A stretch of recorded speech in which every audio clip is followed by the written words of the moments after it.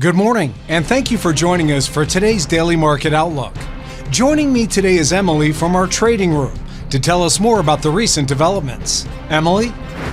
Global stocks fell while US Treasury yields rose after a stronger than expected jobs data reinforced expectations that the Federal Reserve will likely keep interest rates elevated for longer than traders were betting on. British assets remained under pressure on Friday from high global borrowing costs, with sterling falling for the fourth day in a row and better than expected US jobs data intensifying the move, while gilt yields rose for a fifth consecutive day. Oil prices rallied nearly 3% to their highest in 3 months as traders braced for supply disruptions from the broadest US sanctions package targeting Russian oil and gas revenue.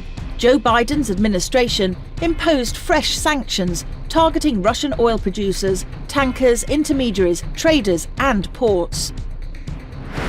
The dollar-yen pair edged lower in the last session. The ROC is giving a negative signal. The Bitcoin dollar pair edged higher in the last session.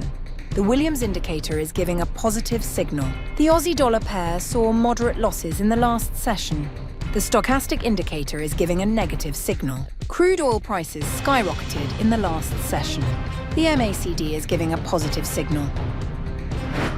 In the days to come, a lineup of significant economic data releases is set to unfold.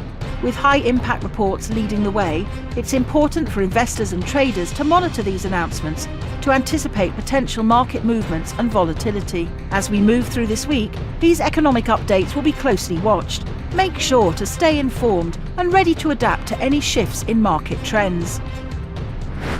We hope that you've enjoyed today's Market Outlook. On behalf of all of us here, we wish you a productive trading day. Be sure to log in tomorrow morning for the latest news and events from the financial markets. Your trusted choice in online trading.